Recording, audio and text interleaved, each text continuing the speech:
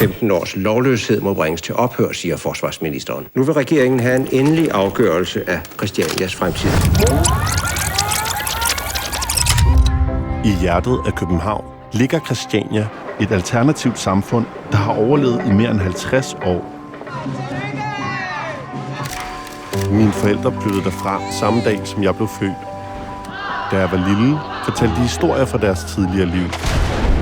De fortalte om en vild og anarkistisk by, hvor alle mennesker og alle idéer var velkomne. Guds børn bor her også. Det er cirka 50 unge, der lever på samme måde, som apostlene gjorde. Hvis de mennesker ikke vil flytte sig fra et sted, hvor de ingen ret har til at være, må vi bruge tåregas og panservogn. Nu skal det være slut, nu skal de ud. Der var også historier, der fortalte om den anden side af rummeligheden. Om misbrug, vold og kaos. Om tider, hvor landsbyen måtte samle sig og sætte en grænse. Der er junkblokade, og det er slut med at købe junk her. Vi kan se på jer to, I narkomaner, og I kan ikke komme ind her. Så starter vi det alvorligste fællesmøde i Christianias historie. Huset Street må lukke.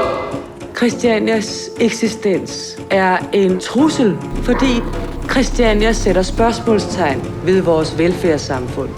Hvordan man kunne leve, og hvad man kunne gøre, og hvordan livet kunne være. Her er historien om stedet, der i 50 år har sat spørgsmålstegn ved, hvad der sker, når et samfund prøver at rumme alt. Er de ude at kigge på Christiania?